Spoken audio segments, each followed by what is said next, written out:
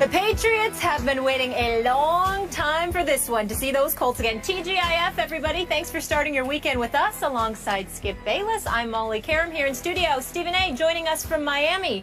Gentlemen, good morning. Good morning. How y'all doing? How's our man Dwayne Wade doing down there in Miami? That's what I want to know. Well, I'll give you that answer this afternoon. I don't know that as of yet. Oh, you're going to see him today. Oh, I thought it was yesterday. Okay, I got it. But you are going to interview him? I'll see him today. Good.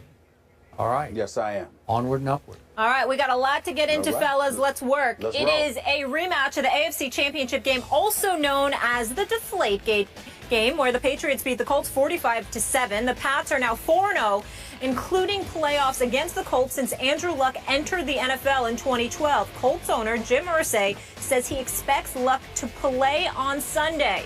Now, according to odds makers, New England opened as a 6.5-point favorite, and that line has gone up to 10 points. Stephen A., what are you expecting on Sunday night?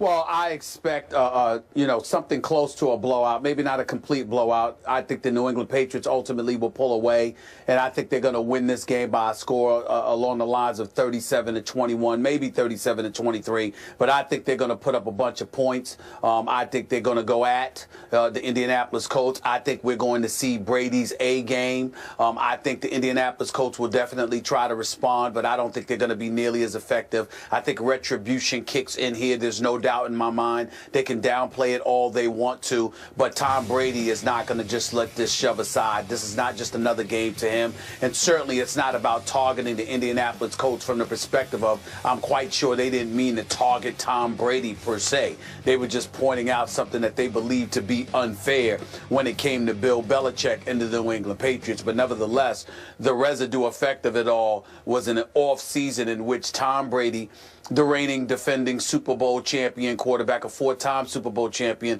a future first ballot Hall of Famer, has spent the entire offseason as a Super Bowl champion having to talk about deflated footballs.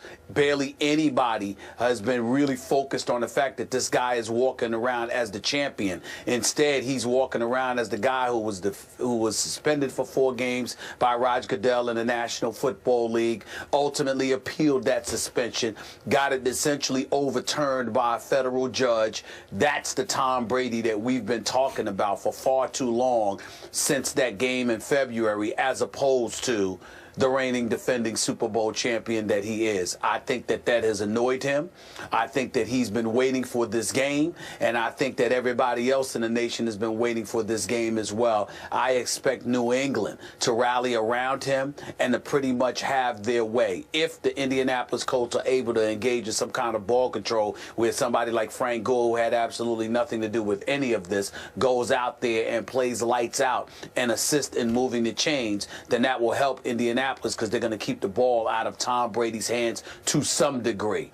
But it won't be something that can happen throughout the game. I think Tom Brady touches the football just as much as he needs to, and I think New England pulls away somewhere along the lines, like I said, 37-21 and 37-23. But it'll be by at least 14 points. Either 21 or 23. That's interesting. So you think the Colts might have a little better game than you think they might actually get from 21 up to 23? Okay. Yeah, maybe. Right, maybe. Give or take 2 points, but that's about it. They're losing by at least 14 points. Okay. The case you're making is for stronger than 14 points. So I must tell you, I'm very surprised by your score. You're making a 48-14 kind of case for Tom Brady and company for all the reasons we all know. Is that fair to say? No, I don't look at it that way, because I think about a guy like a Frank Gore. You know, if he's able to run the football effectively, then you're going to get your hands on the ball only but so much. Okay. That's what I'm thinking. He'll be able to chew up some of the clock, so Patriots won't have the ball as much. All right, look. Everything about this game screams revenge blowout. Everything about it. I can make no case for the Colts right now. Stephen A., you talked about Tom Brady bringing his A-plus game, or his A game. It's going to be A-plus. And I'm told by people close to him, he is out of his mind for this game. Like this is it for him. This is Super Bowl-esque for Tom Brady, because clearly he wants to take it out. He wants to deflate the Indianapolis Colts just the way he's tried to deflate every team on this schedule. And you know and I know, if the Patriots quickly get the upper hand, there will be no taking foot off gas in this game. If they can score 60, they will try to score 60. And by the way, I want to make this clear to everybody. I hope they score 60. I want to see 60-0. That would make me happy. Happier than maybe even a Cowboy victory. That would make 60-0. That's what I want to see when we get back in here on Monday morning. I want to talk about 60-0. But I don't think I'm going to be talking about 60-0. This is the classic syndrome, I mentioned this earlier this week, of everybody says.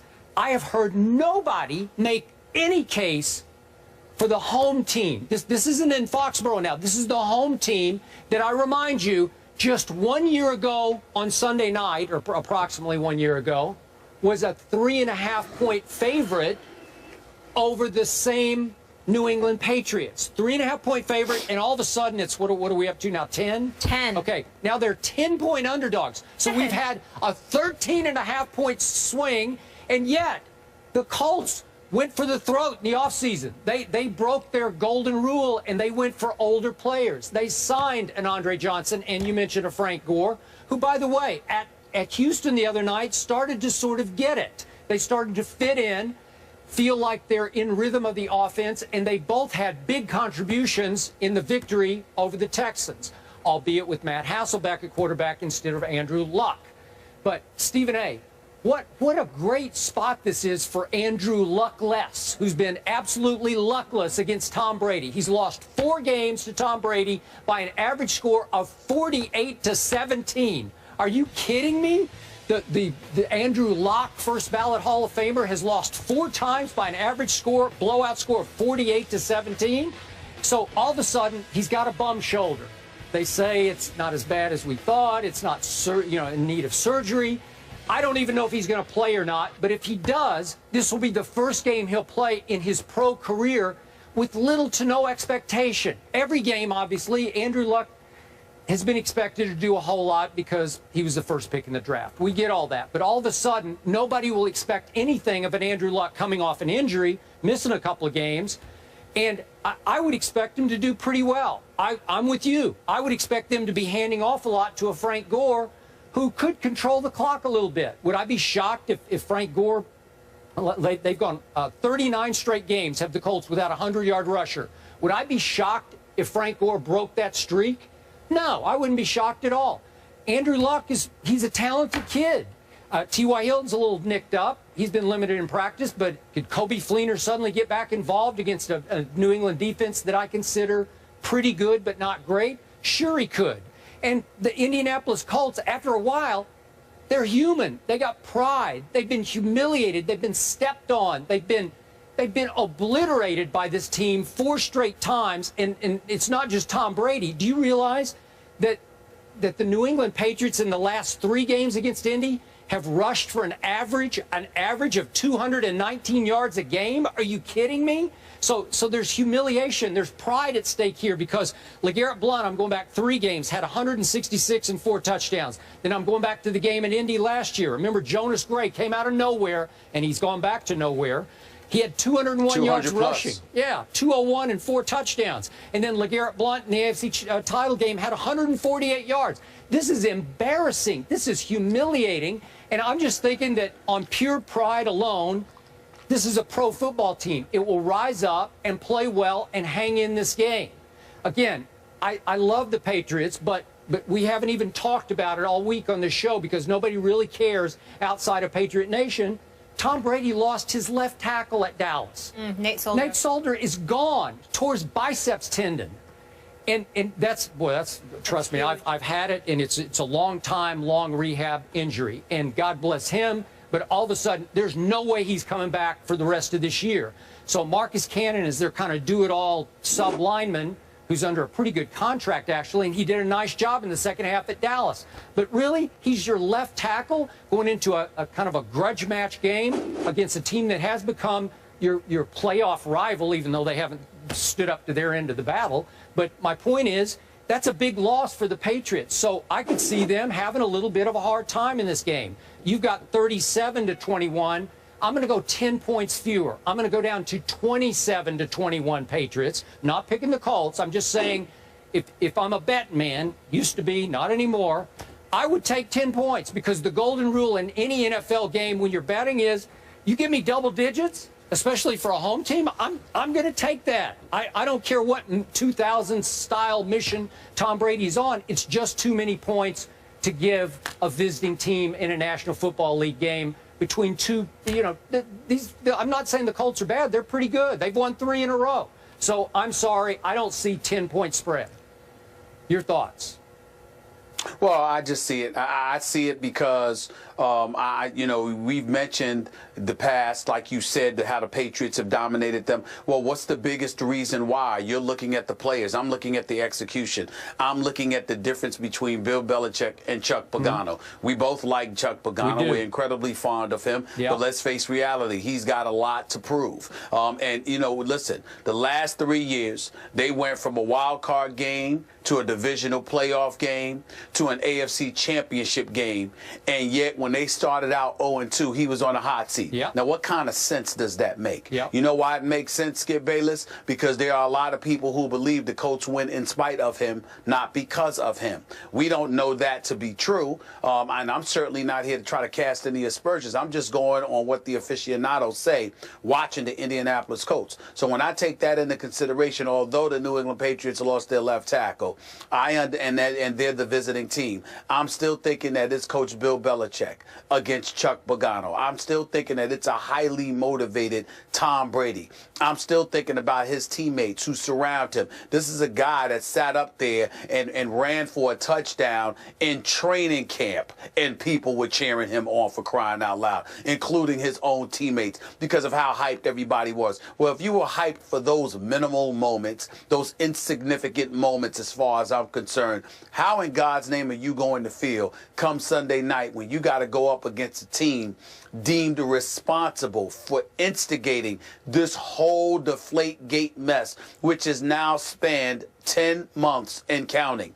That's the way that I look at it. And I think that in a game of this magnitude, nationally televised, no doubt, against these guys on their home turf, I think it's going to be reminiscent of what New England did against Buffalo those first 3 quarters in Buffalo before they made a comeback. Except in the case of the Indianapolis Colts, there will be no comeback. I think the Patriots are going to win running away with this game.